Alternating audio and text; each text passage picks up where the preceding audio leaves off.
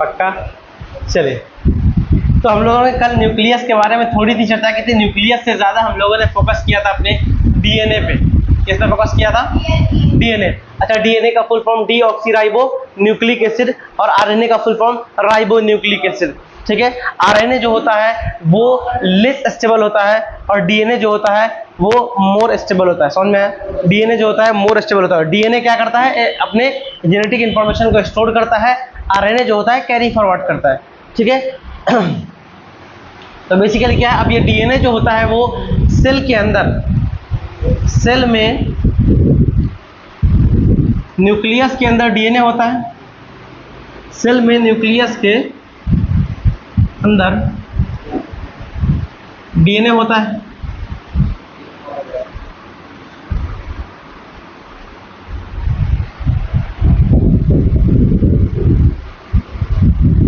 अलग फॉर्म में होता है।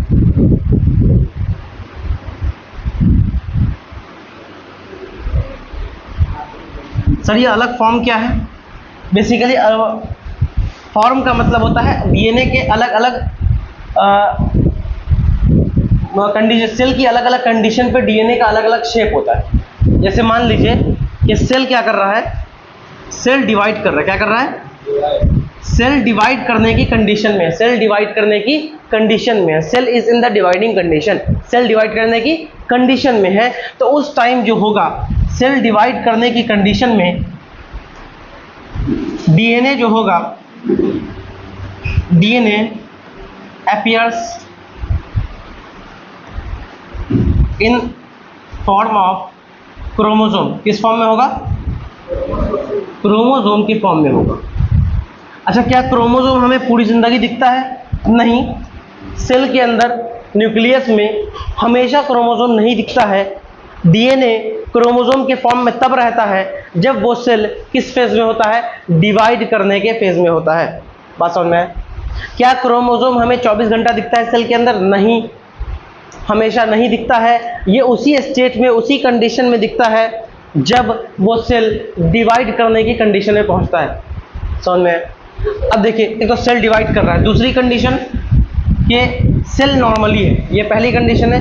आपको सेल नॉर्मल कंडीशन में, सेल नॉट डिवाइड, अभी सेल डिवाइड नहीं कर रहा है, सेल डिवाइड नहीं कर रहा है। सेल जब डिवाइड नहीं कर रहा है तो डीएनए जो होगा, DNA appears in form of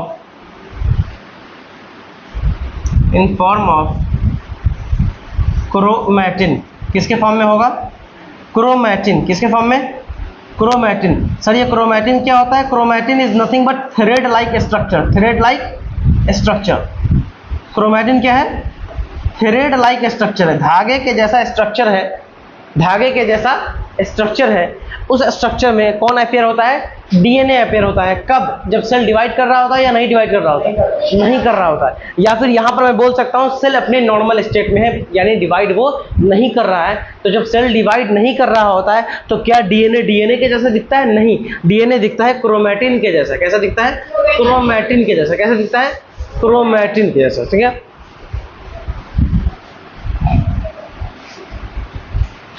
अच्छा कल एक प्रोटीन मैंने दिखाई थी, कौन सा प्रोटीन था? बेसिक प्रोटीन था नहीं, जिसके ऊपर डीएनए डैप उड़ा था। कौन सा प्रोटीन? नाम क्या था उस प्रोटीन का? नाम लिखाया था क्या? क्या लिखाया था? उस प्रोटीन का नाम लिखाया था क्या? क्या लिखाया था? बोलना तो। सिर्फ बेसिक लिखाया था। ठीक है, उसका नाम वैसे भी नहीं पढ़ना है, वही मैं पूछ रहा था कि लिखाया है नहीं। अच्छा सुनिए, अब इस क्रोमैटिन के बारे में थोड़ी सी चर्चा करनी है। इस क्रोमैटिन के बारे में, ये क्रोमैटिन क्या होता है? ये क्रोमैटिन एक थ्रेड लाइक स्ट्रक्चर है। कैसा है? थ्रेड लाइक स्ट्रक्चर है। थ्रेड लाइक स्ट्रक्चर है। थ्रेड लाइक स्ट्रक्चर है और ये बेसिकली अनटैंगल्ड रहता है। कैसा रहता है? अनटैंगल्ड। अनटैंगल्ड। अरे ऊन देखा है? ऊन का गोला देखा है?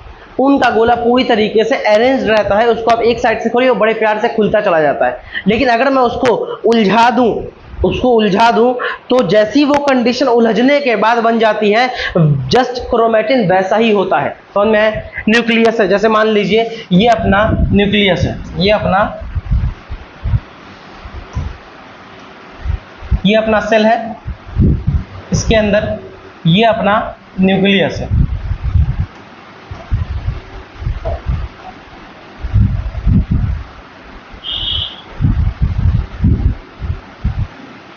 ये अपना न्यूक्लियस है।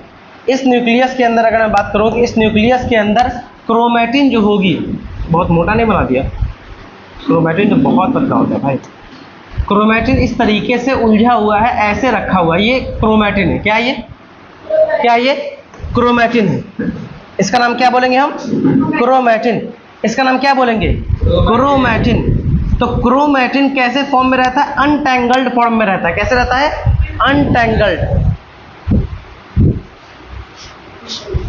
ठीक है, समझ में? यानी कि वो पूरी तरीके से उलझा हुआ रहता है। अब उस उलझे हुए को सुलझाना है और क्रोमोसोम बनाना है। सेल जब डिवाइड होगा तो वो क्रोमोसोम बनेगा, और जब सेल डिवाइड नहीं होगा तो वो क्रोमेटिन के फॉर्म में ही रहेगा। समझ में? बोलो। यानी कि सेल के न्यूक्लियस में डीएनए कभी डीएनए के फॉर्म में नहीं होता है।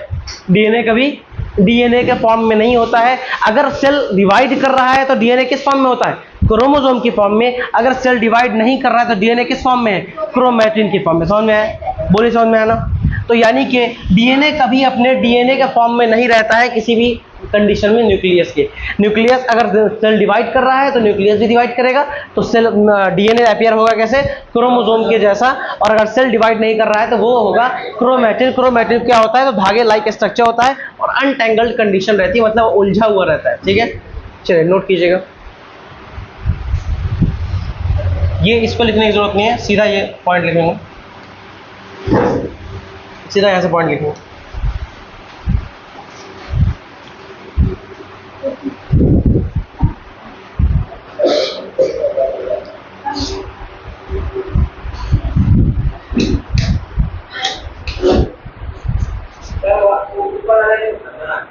नहीं, ये पॉइंट उतारना है यहाँ से, जहाँ पे कल क्लास खत्म हुई थी उसी के आगे ये लाइन लिखना है, और जैसे मैंने हिंदी में लिखा है वैसे ही लिखना,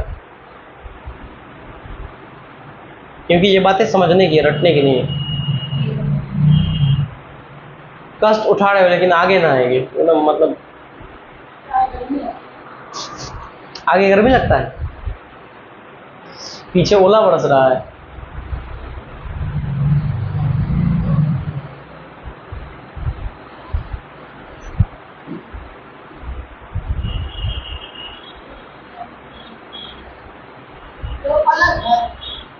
कौन? ये अलग, हाँ बिल्कुल बिल्कुल अलग फॉर्म, अलग form.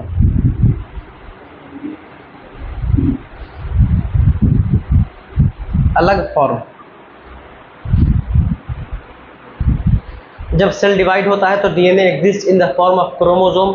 When cell is not dividing और cell remains in normal condition, then DNA exist in the form of chromatin. अच्छा, मैंने क्रोमैटिड नाम का कुछ पढ़ाया था। क्रोमैटिड किसके अंदर होता है? अच्छा, क्रोमैटिन किसके अंदर होता है? न्यूक्लियस के अंदर। क्रोमैटिन किसके अंदर होता है? न्यूक्लियस के अंदर। वो डीएनए का एक फॉर्म है। क्रोमैटिड क्या है? Arm of chromosome. आर्म मतलब क्रोमोसोम का हाथ। हाथ किसका? क्रोमोसोम का। क्रोमोसोम का हाथ का, उसको क्या कहते हैं? क्रोमैटिड। क्या कहते हैं? क्रोमैटिड। अच्छा, two chromatid attach at a point, that point is known as, two chromatid of same chromosome is attached at a point that is known as centromere। अच्छा, एक क्रोमोसोम के अंदर कितने सेंट्रोमियर होते हैं? एक क्रोमोसोम के अंदर कितने क्रोमैटिड होते हैं? सुने, क्या 4 होते हैं? 2 होते हैं।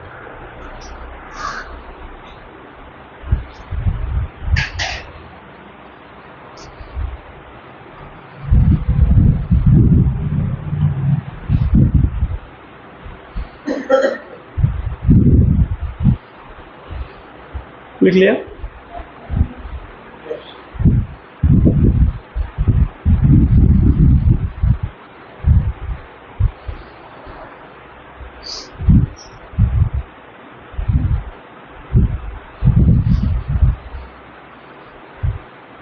देख लिया,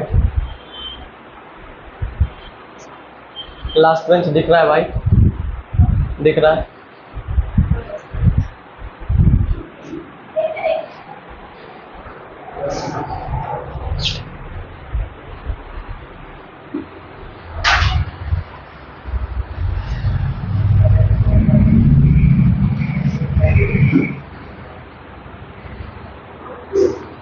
देख लिया, देख लिया, देख लिया। Excuse me brother, hello hello, क्या बात कर रहा है, क्या पूछ रहा है? एग्जाम कौन सी का? अच्छा स्कूल में पीटी, पीटी की पीएफ क्या नाम आता है उन लोग का? पीएफ, उसका फुल फॉर्म क्या होता है? पीरियोडिक। तो एफ कहाँ से आया? पीएफ में एफ कहाँ से है? असेसमेंट में एफ कहाँ से आता है? पीए होता है, P1 ना, ठीक है, चलो कोई बात नहीं। ये चैप्टर जहाँ तक मैंने पढ़ा दिया वहाँ तक सवाल आएगा तो पढ़ ही दोगे, बाकी का नहीं पता मुझे। सुनो, अब मैं तुम्हें समझाता हूँ कि डीएनए क्या होता है। What is DNA? What is DNA? अच्छा, डीएनए में एक स्ट्रैंड होता है या दो? दो होता है सर। डीएनए में दो स्ट्रैंड होता है। आरएनए में कितना स्ट्रैंड है? बहुत बढ़िया। आरएनए में एक भी हो सकता है, दो भी हो सकता है। आरएनए में एक भी हो सकता है, दो भी हो सकता है। डीएनए कभी भी एक नहीं हो सकता है। डीएनए में, ये थोड़ा सा इधर भाग गया है। डीएनए में कभी भी एक नहीं होगा, हमेशा होगा तो दो होगा, और आरएनए में कभी कभी दो होगा। समझ में? आरएनए मेजरली सिंगल पाया जाता है और डीएनए मेजरली डबल पाया जाता है। अगर मैं बात करूं इसके बीच में, इस तरीके से अपने ये बना के रखते हैं। अरे बोल ना, ये नाइट्रोजनस बेस रहता है और यहाँ पर एडेनिन, ग्वानिन और साइटोसिन का हम लोग वो बना के रखते हैं। चलो मैं बनाता हूँ, थोड़ा सा अच्छा लगना भी तो चाहिए। अरे चुप, कोई नहीं बोलेगा टाइम पास कर रहा है। अच्छा लगना चाहिए भाई, सीढ़ी थोड़ी सीढ़ी तो लगनी चाहिए भाई।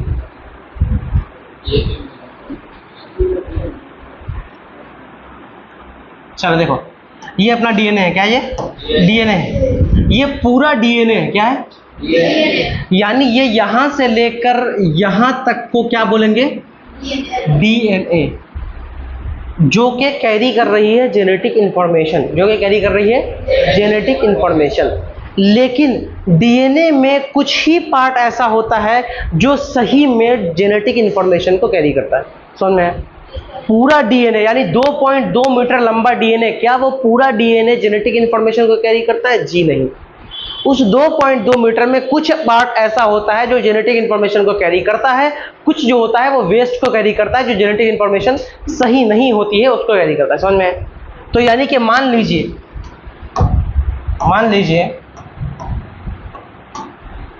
कि यहां से यहां तक X नाम का कोई पार्ट है जिसके अंदर कोई जेनेटिक इंफॉर्मेशन है। यहां से लेके यहां तक Y नाम का कोई पार्ट है जिसके अंदर जेनेटिक इंफॉर्मेशन है। यहां से यहां तक K नाम का कोई पार्ट है जिसके अंदर जेनेटिक इंफॉर्मेशन है। बोलो मेरे भाई, तो अभी मैं इन तीनों X, Y और K को मैं एक नया नाम दे सकता हूं।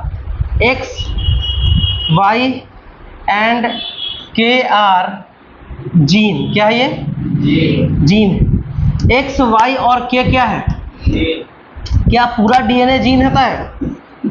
क्या पूरा डीएनए जीन होता है? जी नहीं, जीन होता है डीएनए का पार्ट। ऑब्वियस सी बात है, जीन क्या होगा? डीएनए का पार्ट होगा। लेकिन कौन सा पार्ट? वो पार्ट जो किसी इंफॉर्मेशन को कैरी करता है या किसी प्रोटीन के लिए कोड करता है। क्या करता है?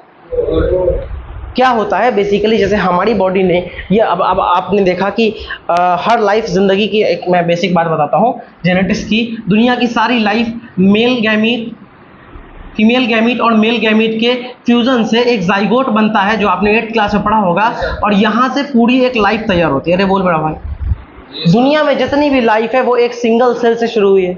ये बात सही कि गलत? जाइगोट से शुरू हुई है। तो अब बताओ मेरे भाई, इस जाइगोट के अंदर एक टाइप का डिवीजन होता है जिसको कहते हैं माइटोसिस। और इस माइटोसिस डिवीजन जो होता है, इसके अंदर क्रोमोसोम में कोई छेड़छाड़ नहीं की जाती। डीएनए में कोई छेड़छाड़ नहीं की जाती है। जैसा डीएनए जाइगोट के अंदर होगा वैसा ही डीएनए इस लाइफ के हर सेल के अंदर होगा। बोले मेरे भाई, क्योंकि एक सेल अपने से दूसरा सेल बनाता है और बिल्कुल कॉपी कर देता है जो पहले सेल में था। यानी कि जितने भी लिविंग ऑर्गेनिज्म वो सब के सब start their life from a single cell. तो जब start their life from single cell है तो यानी उस सिंगल सेल में जो भी जीन या जो भी डीएनए रहा होगा वो उसकी पूरी बॉडी में रहा होगा। अरे बोलो, रहा होगा ना। तो अब तुम बताओ कि वही सेल जो तुम्हारे पाम में है वही सेल तुम्हारे स्कैल्प में है, वही सेल तुम्हारे फीट में है, वही सेल तुम्हारे स्टमक में है, सारा सेल वही है। उसका फंक्शन अलग है, मुझे मतलब है, क्योंकि डिवीजन ऑफ लिवर तो वैसे भी देखा जाता है हायर ऑर्गेनिज्म में। मैंने बताया था कि हर सेल टिश्यू बन जाता है, टिश्यू बन के ऑर्गन बन जाता है और वहां से डिवीजन ऑफ लिवर हो जाता है। लेकिन जितने भी सेल्स हैं वो सब के सब एक ही तरह के सेल से बने हुए हैं, मतलब उनके अंदर जो डीएनए है वो सब का सब कैसा है, सेम है। तो अब बताओ कि तुम्हारे उस सेल को कैसे पता चलता है कि यहां पर बाल नहीं उगाना है, सर पे बाल उगाना है, कैसे पता? वो यही जीन होता है जो बताता है कि कहां पर अपने आप को एक्सप्रेस करना है और कहां पर अपने आप को सप्रेस करना। दो बातें होती है। वो जीन जो होता है वो इस बात के लिए रिस्पॉन्सिबल होता है, बेसिकली जैसे हम लोगों ने देखा होगा कि ये इस पे लैपटॉप पे जो भी बातें होती है वो कोड में बातें होती है, 1010 करके बाइनरी इक्वेशन में बातें होती है, तो उसको कोड लैंग्वेज कहते हैं। इसी तरह ये जीन भी कोड लैंग्वेज में बात करता है। किससे बात करता है? कोड लैंग्वेज में। और ये जो जीन होता है ये हर किसी कैरेक्टर के लिए एक स्पेसिफिक जीन होता है और वो कैरेक्टर के लिए ही वो जीन कोड करता है। क्या करता है? कोड करता है और कोड बताता है और उससे जाके प्रोटीन बनता है, प्रोटीन बना के एक्सप्रेस करते हैं उस चीज को। समझ में आए? तो अब उस सेल को पता है कि हमारे इस वाले पार्ट, पाम वाले पार्ट में इस हेयर वाले फॉलिकल को एक्सप्रेस नहीं करना है, इसीलिए यहाँ पे हेयर नहीं होता है। स्कैल्प वाले सेल को ये पता है कि हमें यहाँ पर अपने जीन को एक्सप्रेस करना है, इसीलिए वहां पे वो हेयर ग्रो होता है। समझ में आती बात? तो यानी कि डीएनए के सारे पार्ट को जीन नहीं कहते हैं, लेकिन जितना भी जीन है वो सब डीएनए। पूरा डीएनए जीन नहीं है, लेकिन पूरा जीन जितना है वो सब डीएनए, क्योंकि ये भी तो एक पार्ट है डीएनए का, ये भी तो पार्ट है डीएनए का, ये भी तो पार्ट है डीएनए का। लेकिन पार्ट डीएनए का तो ये भी है, लेकिन क्या ये कोई जीन है? पार्ट तो ये भी है क्या ये, लेकिन ये कोई जीन है? तो यानी कि जितने भी जीन हैं वो सब डीएनए है, लेकिन जितने भी डीएनए है वो सब के सब जीन नहीं है। यानी कि gene is basically, gene is functional unit of DNA. DNA की फंक्शनल यूनिट जो होती है, यानी कि डीएनए को फंक्शन कराने वाला जो यूनिट होता है, लिखने वाली जनता ना समझ पावे ना लिख पावे, बीचे में अटक के रह जाए। हाँ, जितने भी डीएनए में जो इंफॉर्मेशन स्टोर है उसको एक्सप्रेस कराना या उसको फंक्शन कराना जिस यूनिट का काम होता है वो कहलाता है क्या? जीन। वो कहलाता है क्या?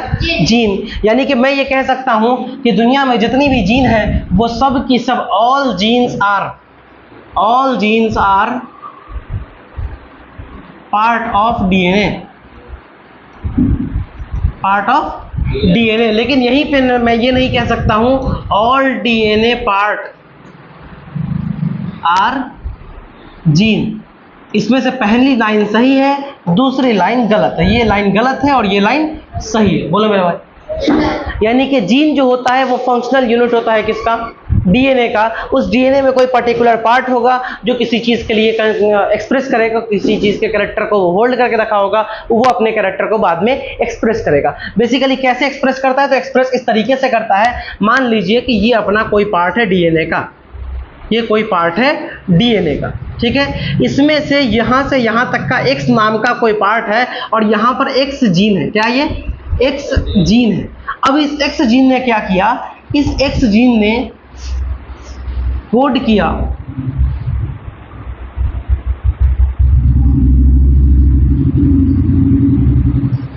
Code for a protein, code for a protein. कभी भी कोई भी जीन प्रोटीन के लिए कोड करता है। किसके लिए कोड करता है? प्रोटीन के लिए। अब ये जो प्रोटीन है, दिस प्रोटीन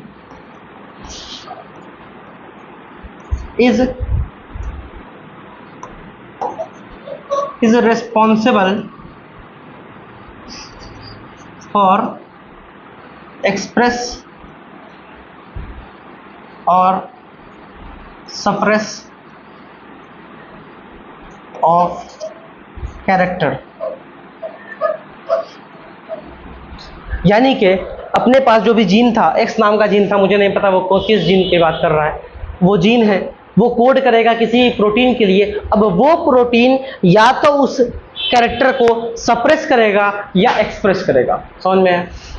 यानी जीन अपने आप की डायरेक्ट बात नहीं कराता है, जीन एक कोड लेके घूम रहा होता है, वो कोड से प्रोटीन बनती है, प्रोटीन क्या करता है, ये इंफॉर्मेशन आगे पहुंचाता है, और प्रोटीन इस चीज के लिए रिस्पॉन्सिबल होता है कि किस चीज को एक्सप्रेस करना है, किस कैरेक्टर को, और किसको सप्रेस करना है। समझ में है? अरे बोलिए मेरे भाई, समझ में है पक्का? जीन कैसे काम करता है ये बातें समझ में आती है क्या? अरे बोलो ना। ये लिख लिया था, ये लिख लिया था, ये लिख लिया था, ये वाली स्लाइड लिख लीजिए, ये वाली स्लाइड लिख लीजिए। ये कैमरा थोड़ा रोटेट कर गया है, ये आ रहा है यहाँ तक, पूरा आ रहा है ना? ठीक, चलो लिखो, जल्दी लिखो।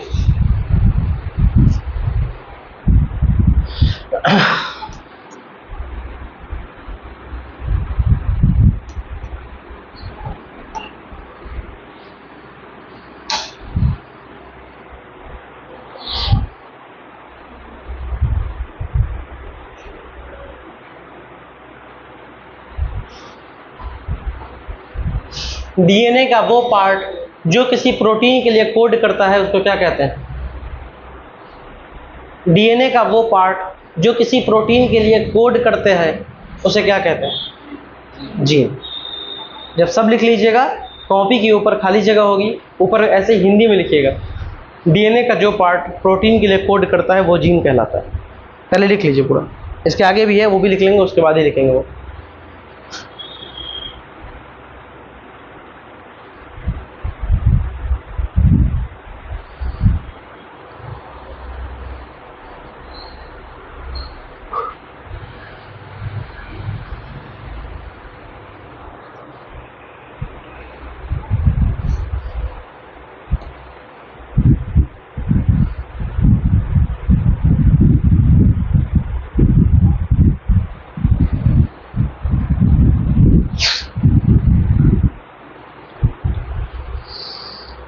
क्या मैंने प्रोकैरियोट और यूकैरियोट में फर्क बता दिया है, डिफरेंशिएट लिखाया है?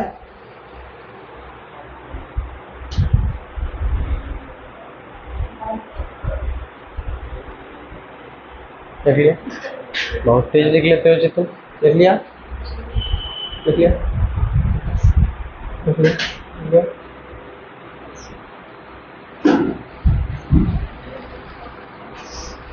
अच्छा, तुम इसलिए पहले लिखता है कि थोड़ा सा तुम थोड़ा स्लो लिख रहे हो, पहले पहले लिख के बैठे रहे। नहीं भाई, ऐसे मत करो, गलत बात। अच्छा, अगर मान लो कि 2 मीटर का डीएनए है, तो क्या जीन 2 मीटर की हो सकती है? क्या जीन 2 मीटर की हो सकती है? क्या ऐसा पॉसिबल है कि जितना लंबा डीएनए है वो सब का सब जीन हो, कोई वेस्ट ना हो? ऐसा पॉसिबल ही नहीं, ऐसा पॉसिबल नहीं है। ऐसा थ्योरेटिकल सवाल बन सकता है कि अगर डीएनए का लेंथ मान लीजिए 2 मीटर है, तो जीन की लेंथ में भी 2.2 मीटर, 2 मीटर, 1.8 मीटर या नन ऑफ दिस। चलो पहले ये लिख लो, फिर वो सवाल करते हैं,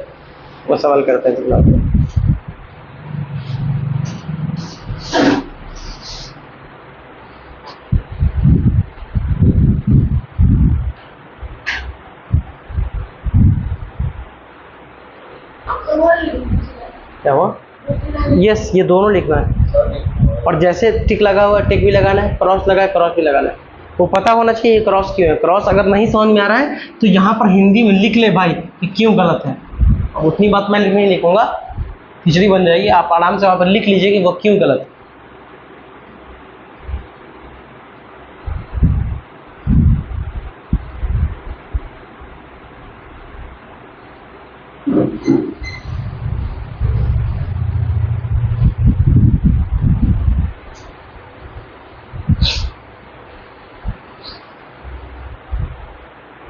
पानी है क्या उधर? पानी है मेरे भाई, खत्म कर दिया पूरा पानी।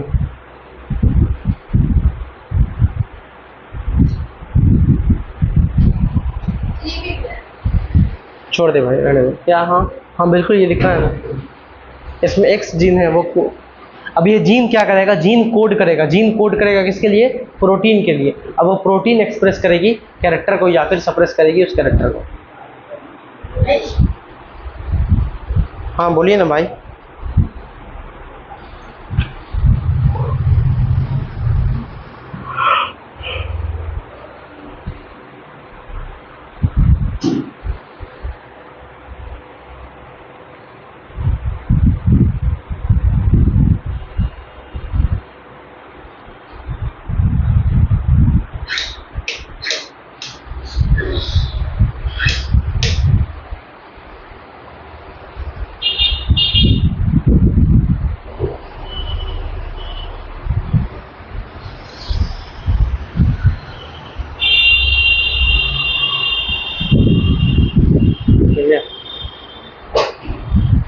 लिखिए भाई।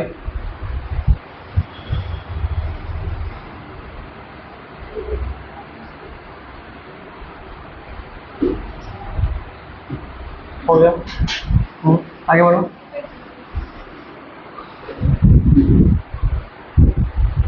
डीएनए और आरएनए और क्रोमोसोम पे अच्छी खासी पीएचडी हो गई आपकी। आपके लेवल पे इससे ज़्यादा अगर कोई पढ़ाता है तो हाथ जोड़ लीजिएगा। इतना याद हो जाए, मोर देन इनफ। लिटरली बता रहा हूँ, मोर देन इनफ। अभी तो वो पढ़ाया ही नहीं जो एनसीईआरटी में लिखा हुआ, अब पढ़ाऊंगा मैं। न्यूक्लियस की तो ये सब एनसीईआरटी में थोड़ा थोड़ा नाम है, क्रोमैटिन का नाम यूज़ किया हुआ है। अब वो नाम यूज़ किया तो पढ़ाना है भाई। उसने जीन का वर्ड, ये डेफिनेशन जो है पीछे वाले जो स्लाइड पे डेफिनेशन है, ये एनसीईआरटी की लाइन। ये फंक्शनल यूनिट एनसीईआरटी नहीं बोला है उसको, मैंने अपने मन से नहीं बोला। फंक्शनल यूनिट जीन को डीएनए का फंक्शनल यूनिट एनसीईआरटी ने बोला, याद रखिएगा। हो गया भाई। अरे नेपाल आदमी बहुत धीरे लिखता है रे। ठीक है, आइए एक दो सवाल करते, बहुत चमकाने वाला सवाल है। लेकिन सवाल लिखिएगा, सवाल लिखिएगा मेरे भाई।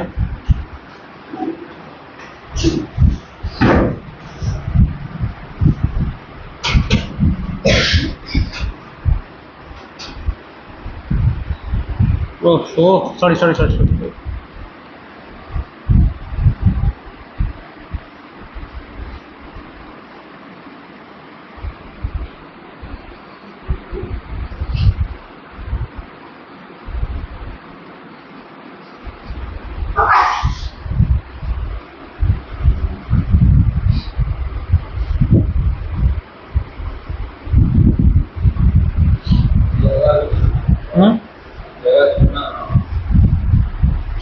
वो मैंने जगह स्पेस है बीच में, हम बिल्कुल फिल इन द ब्लैंक्स की तरह उसको आप ट्रीट करेंगे। इसको आप फिल इन द ब्लैंक्स की तरह ट्रीट करेंगे।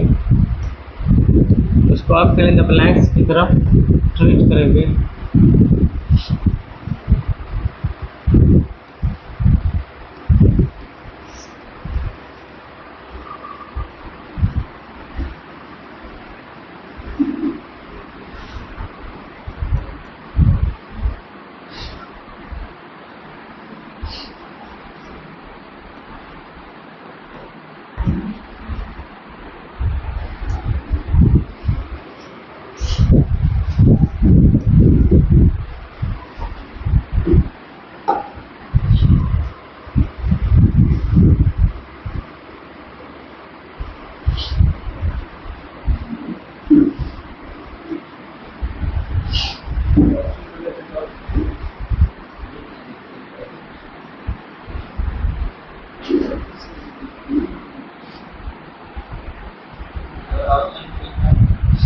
क्या ऑल ऑफ दिस लिखा है?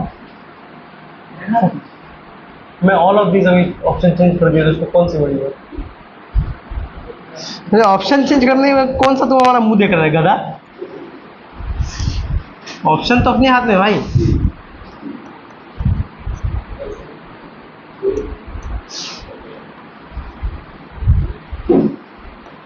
अरे ऑप्शन तो अपने हाथ में है, ऑप्शन तो कभी भी बदल दूँ। ऑप्शन का क्या है? पसंद नहीं आ रहा क्या ऑप्शन? क्या हुआ? ओ रुक जा भाई, रुक जा फिर तो तू रुक जा मेरे भाई। फिर तो तू रुक जा।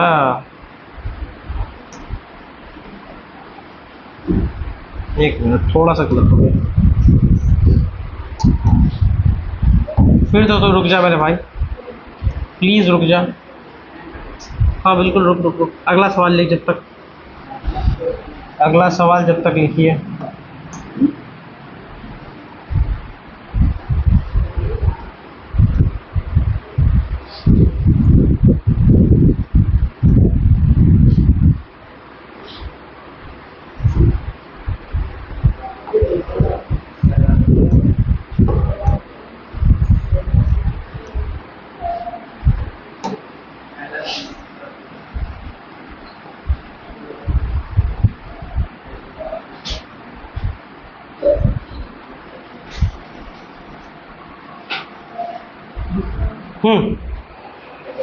ये दो सवाल कर लिया ना, जो पीछे पड़ा है सब आपको समझ में आ गया। आज और कल दोनों आपको रिवाइज हो जाएगा इस दो सवाल में।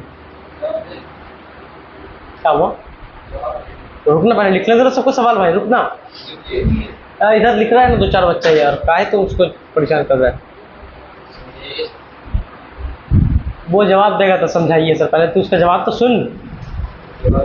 हाँ बाबू जवाब दो। पहला का ऑप्शन बताइए, पहला को कौन सा? कोई हो भी नहीं करेगा। दूसरा में बताइए, दूसरा में पहला होगा, आप बोलिए। दूसरा में पहला होगा, आप बोलिए। पहला और दूसरे का आंसर बताइए ना। दूसरे का दूसरा, टू का बी। हेलो, टू का बी, आप भी हैं। और कोई टू के बी में? टू के बी में कोई? टू का ए, टू का ए, टू का ए, टू का ए। हेलो हेलो, टू का ए, टू का ए, टू का ए, टू का ए। दोनों छोड़ के आओगे ज़्यादा सही है, माइनस तो कम से कम न चढ़ेगा। देखो अच्छा, कौन पहले समझोगे, ये वाला कि ये वाला? पहले पहला। आओ इधर आओ, सुनो। मैं कुछ लिखूंगा उसको मिटा दूंगा यहाँ पर से। मान लो ये डीएनए यहाँ से यहाँ तक कितना था? 2 मीटर। सवाल बोल रहा है, सवाल बोल रहा है लेंथ ऑफ जीन। उसने पूछा है लेंथ ऑफ क्या? जीन। मे बी, हो सकता है, अगर length of DNA is 2 metre. अगर लेंथ ऑफ डीएनए 2 मीटर है तो लेंथ ऑफ जीन कितनी हो सकती है? कितनी हो सकती है? अगर ये पूरा 2 मीटर है तो क्या 2 मीटर का जीन हो सकता है? ऑब्वियस सी बात है, कुछ तो वेस्ट निकलेगा। क्या ज्यादा का हो सकता है 2.2 का? क्या उससे कम का हो सकता है? तो 1.8 तो हो सकता है ना। और ऑल ऑफ दिस तो हो ही नहीं सकता मेरे भाई। ऑल ऑफ दिस तो, ये सवाल चमका। बोल मेरा भाई, ये सवाल चमका। ऐसे सवालों के लिए हमसे मिला करें। अगर ये किसी बुक में दिखा दें आप कहीं, मैं पढ़ाना उसी दिन छोड़ दूँगा। अभी मेरे दिमाग में आया चट से, अभी जस्ट 10 मिनट पहले। लिटरली मैंने अभी तक जितनी किताबें पढ़ी उसको तो ये सवाल नहीं। हाँ 12th के लेवल की मैं बात नहीं कर रहा हूँ, आपके एलसी साहा, एस चंद, फलाना ढिमकाना, ये सब की बात कर रहा हूँ। चलिए दूसरे पे आते हैं। दूसरा मैंने सवाल आपको डराने के लिए नहीं, आपको एक कॉन्सेप्ट सिखाने के लिए दिया है। वो कॉन्सेप्ट सीखते हैं। ये पहले क्रोमोसोम का स्ट्रक्चर आपको याद होगा।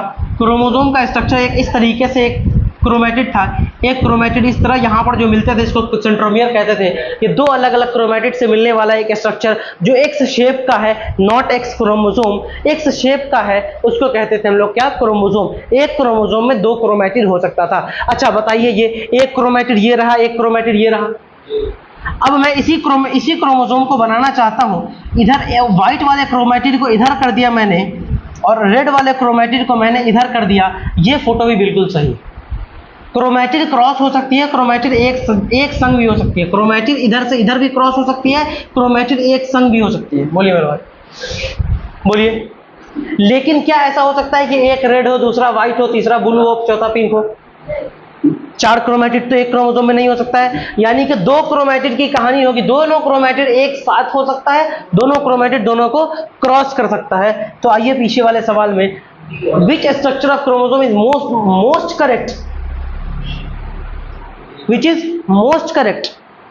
ये नहीं पूछ रहा है करेक्ट, वो बोल रहा है सबसे ज्यादा सही कौन सा है। दोनों बराबर सही है, इसलिए आंसर ये जाएगा। समझ में? ऐसा नहीं है कि ये वाला स्ट्रक्चर ज़्यादा सही है, ये वाला ज़्यादा स्ट्रक्चर, ये तो पहले से ही गलत है मेरे भाई, ये तो पहले से ही गलत है। और जब वो गलत है तो ये दोनों सही है और ये बराबर से सही है। कैसे सही है? बराबर से सही है। इसीलिए जब वो बराबर से सही है तो आंसर क्या जाएगा आपका? आंसर जाएगा डी। ऐसे सवालों के लिए हमें व्हाट्सएप करें। समझ में? अच्छा सवाल था, मज़ा आया? पूरा रिवाइज होगा। क्रोमोसोम का दो तरीके का बिहेवियर बना सकते हैं, दो तरीके का स्ट्रक्चर बना सकते हैं। तो उसमें दो ही क्रोमैटिड है, उसको एक तरफ दिखा दो, अलग अलग दिखा दो, मतलब नहीं है। समझ में आया क्या? अरे बोल भी रहा हूँ, समझ में आया क्या? तो यहाँ पर आपका क्रोमोसोम और डीएनए की कहानी खत्म होती है। क्रोमोसोम और डीएनए की कहानी खत्म होती है। इसको रहने दो, आप सवाल लिख ही लिया है मेरे भाई। चलिए, अब मैंने एक लाइन लिखाई थी, न्यूक्लियस जो होती है वो डबल मेम्ब्रेन होती है। न्यूक्लियस कितने मेम्ब्रेन की होती है? दो मेम्ब्रेन की होती है। और न्यूक्लियस के मेम्ब्रेन में पोर होता है। पोर समझते हैं? पोर मतलब छोटा होल। क्या समझते हैं आप? आइए बनाते हैं न्यूक्लियस को, आइए बनाते हैं। क्या मैं सीधे न्यूक्लियस बनाऊं या पहले सेल बनाऊं? पहले सेल बनाऊं। आइए, ये लीजिए आपका cell. This is what we call cell. बड़ा सेल इसलिए बनाया क्योंकि इसके अंदर हमें न्यूक्लियस भी थोड़ा सा बड़ा बनाना है। न्यूक्लियस भी हमें बड़ा बनाना है, और ज़्यादा बड़ा न्यूक्लियस नहीं हो गया? हाँ होंगे तो कोई बात नहीं। अरे चुप है,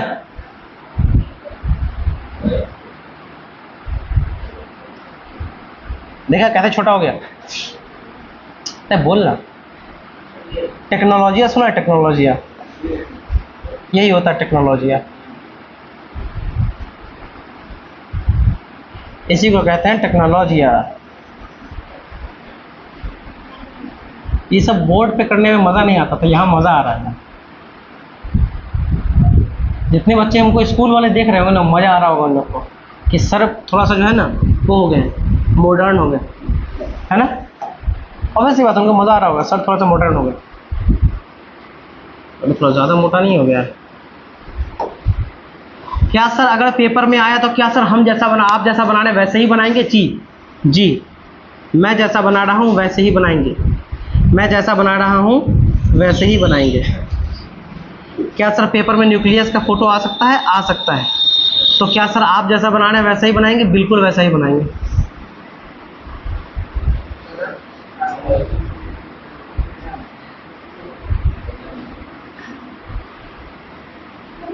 लेकिन सर आपने जैसा बनाया वैसा मेरी मैम ने नहीं बनाया, तो जैसा हम पढ़ा रहे हैं वैसा आपकी मैम भी नहीं पढ़ाएंगी, जैसा मैम पढ़ा रही है वैसा हम भी नहीं पढ़ाएंगे। तो सबके टीचर का अपना तरीका होता है। आपको जो कन्वीनियंट लगे, फोटो बनना चाहिए। क्या होना चाहिए? फोटो बनना चाहिए, खत्म। फोटो बनना चाहिए, कैसा बने मतलब नहीं है। देखिए, ये दो लेयर न्यूक्लियस की, ये दो लेयर होती है, इसको कहते हैं न्यूक्लियर इन्वेलप। क्या कहते हैं?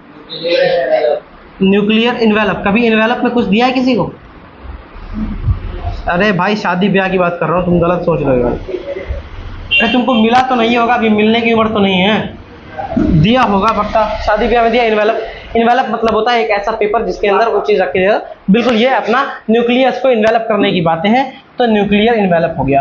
अगर मैं इसके अंदर की बात करूँ तो ये अपना क्रोमैटिन हुआ। क्या हुआ? क्रोमैटिन हुआ। क्या हुआ? ये क्रोमैटिन। अच्छा, मैं यहाँ पर एक सवाल पूछ सकता हूँ क्या? बिल्कुल हक है मेरा पूछने का, कि अगर मैंने यहाँ पर क्रोमैटिन बना दिया तो बताइए मैंने कौन सा सेल बनाया? डिवाइडिंग या non dividing? Non dividing. Literally मैं ये फोटो बना करके सवाल मैं ये पूछ सकता हूँ कि डिवाइडिंग है कि नॉन डिवाइडिंग? Non dividing. आपको लगेगा ये तो फिगर का फोटो, तो फिगर का सवाल है 5 नंबर ना, 1 नंबर का सवाल है ऑब्जेक्टिव। क्रोमैटिन दिखा मतलब कि अगर यहाँ पे क्रोमोसोम दिखता तो डिवाइडिंग सेल होता। क्रोमोसोम सिर्फ और सिर्फ डिवाइडिंग सेल में दिखता है और क्रोमैटिन नॉन डिवाइडिंग सेल में दिखता है। समझ में? तो ये क्या है अपना? ये है क्रोमैटिन।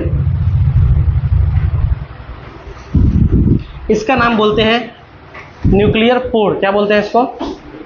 Nuclear pore. पोर मतलब होता है छोटा छेद, उसको कहते हैं पोर। ठीक है। अब उसके बाद यहाँ से लेके यहाँ तक के बीच, जैसे आपने सेल पढ़ा है, और सेल और न्यूक्लियस के बीच में एक स्पेस वो जेली लाइक स्ट्रक्चर से भरा होता है, उसको कहते हैं साइटोप्लाज्म। क्या कहते हैं? इसी तरह न्यूक्लियस को भी हम लोग आज एक सेल मानते हैं। न्यूक्लियस के मेम्ब्रेन को हम सेल मेम्ब्रेन मानते हैं। और न्यूक्लियस का जो बीच वाला सेंटर है जहां पर क्रोमैटिन है उसको हम लोग उस सेल का न्यूक्लियस मानते हैं। तो वैसे ही मानो, बताओ यहां से यहां तक कुछ गैप है, इसको कहते हो तुम साइटोप्लाज्म। अरे बोलो। इसी तरह देखो यहां से यहां तक भी गैप है, इसको भी कुछ बोलोगे, अरे बोलो ना। इसको कहते हैं, इसमें भरा होता है, इसमें भरा होता है जेली लाइक स्ट्रक्चर भरा होता है। कैसा भरा होता है? जेली लाइक सब्सटेंस भरा होता है। क्या भरा होता है? Jelly like substance. और इसका नाम कहते हैं न्यूक्लियोप्लाज्म। क्या कहते हैं? न्यूक्लियोप्लाज्म। जैसे हम पढ़ते हैं सेल के अंदर के जेली लाइक स्ट्रक्चर को साइटोप्लाज्म, न्यूक्लियस के अंदर के जेली लाइक स्ट्रक्चर को न्यूक्लियोप्लाज्म। ठीक है? अरे भाई बोलो।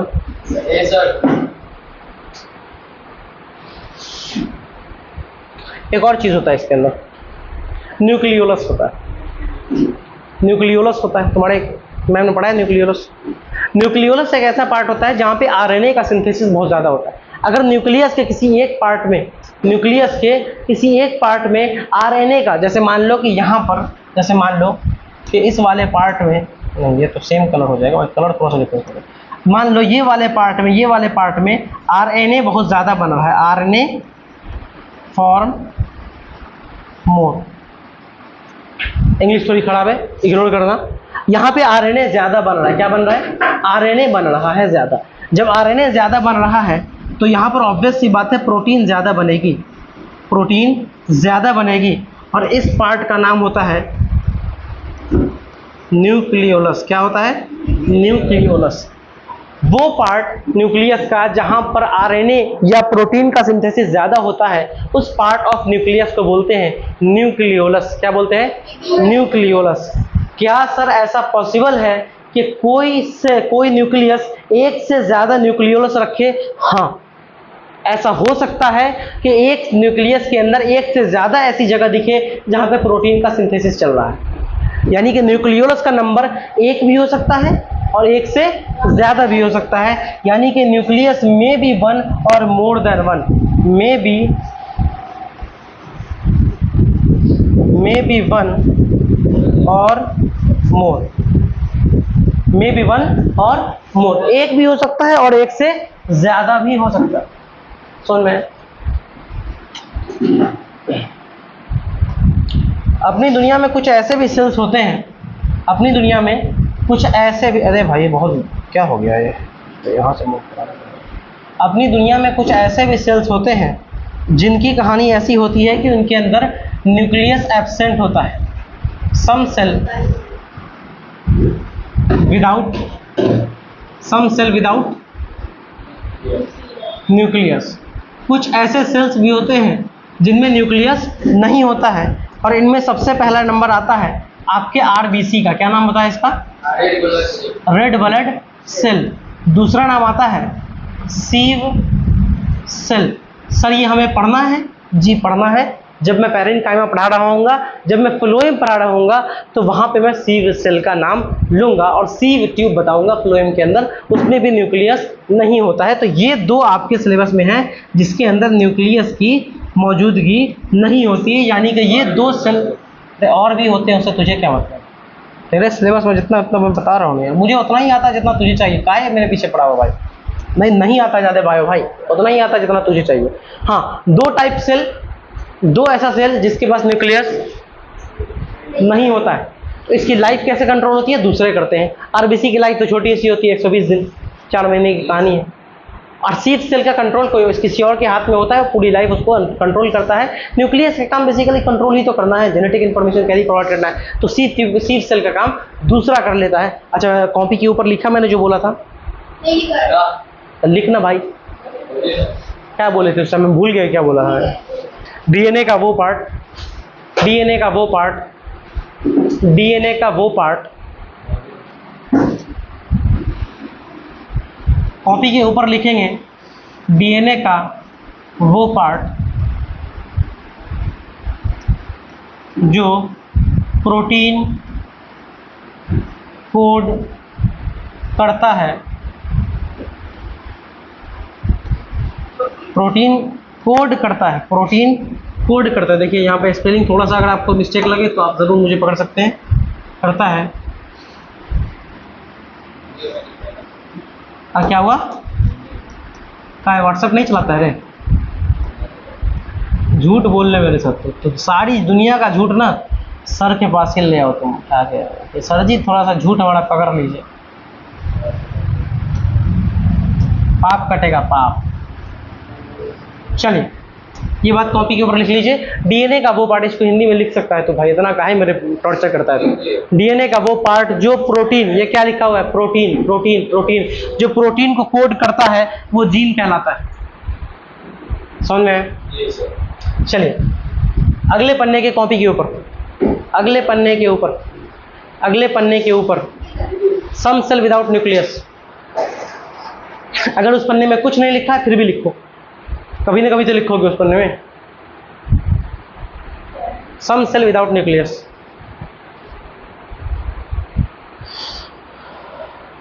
Some cell without nucleus, some cell without nucleus,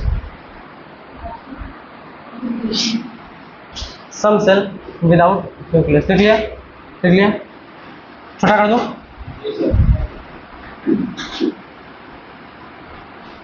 देखो मैं ये कह रहा था कि जैसे ये क्रोमैटिन, तो क्रोमैटिन का काम है प्रोटीन बनाना।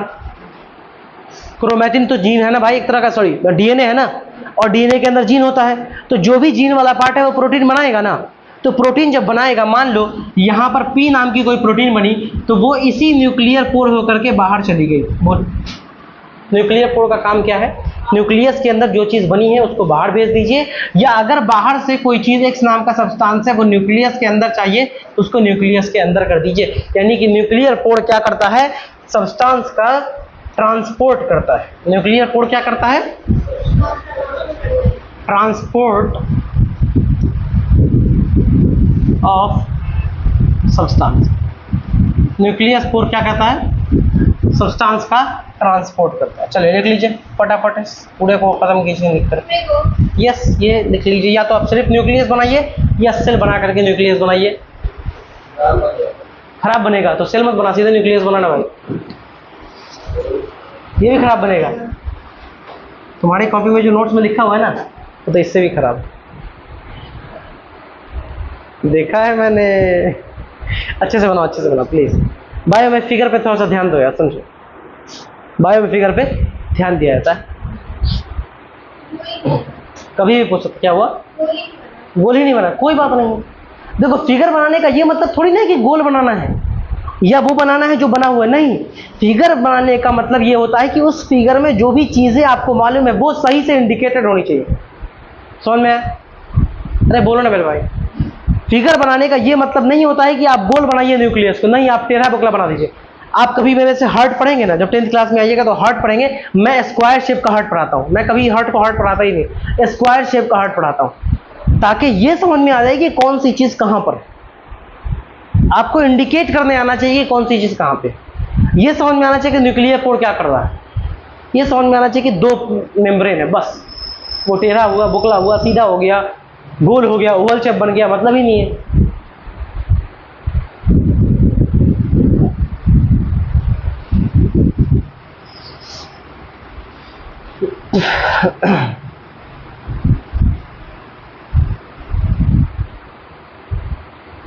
अच्छा, न्यूक्लियस जो है वो यूकैरियोटिक सेल और प्रोकैरियोटिक दोनों में प्रेजेंट होता है।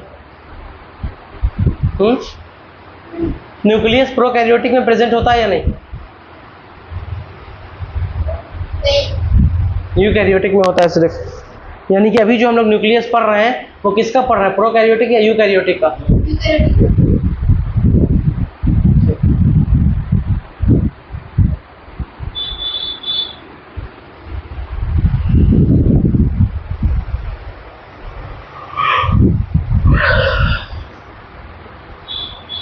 तो प्रोकैरियोटिक में न्यूक्लियस की जगह कुछ और होता है, वो जब मैं प्रोकैरियोटिक सेल पढ़ाऊंगा तो पढ़ाएंगे। एनसीईआरटी ने यहीं पे पढ़ा दिया, मैं इसको छोड़ रहा हूँ, मैं अगले ऑर्गेनल्स की तरफ बढ़ने जा रहा हूँ।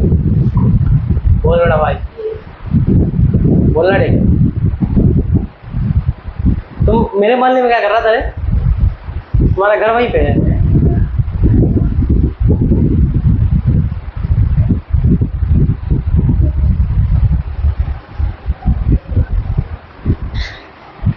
ठीक है, हाँ टाइम कितना हो भाई?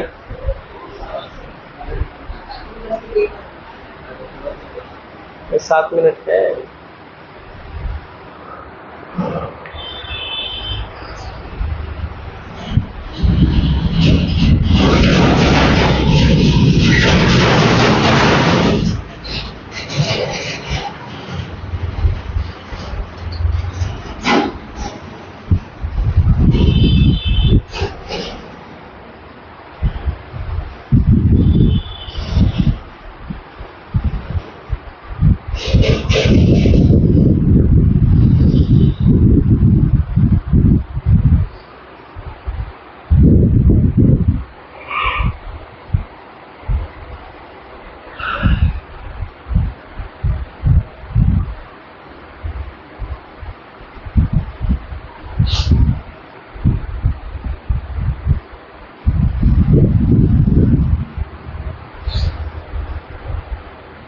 अच्छा, अगर क्रोमैटिन की जगह डीएनए लिखा होगा तो कोई दुख की बात नहीं है, वो बेसिकली डीएनए ही है, वो क्रोमैटिन के फॉर्म में है, ठीक है।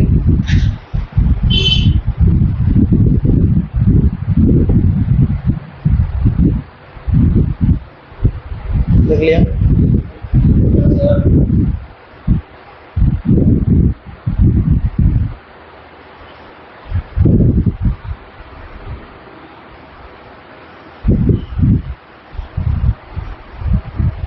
मे बी वन और मोर न्यूक्लियस, एक भी हो सकता है, एक से ज़्यादा भी हो सकता है।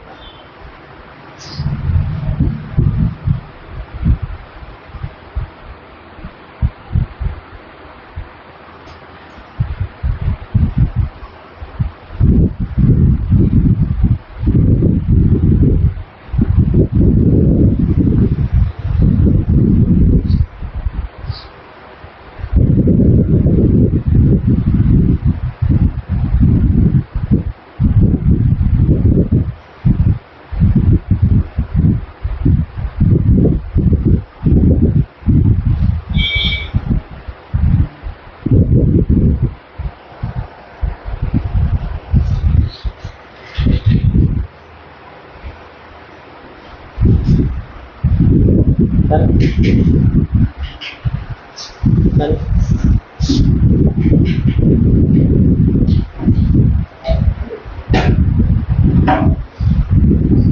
यहीं तक था सफर अपना, आज इतना ही पढ़ते हैं, बंद करिए इसको।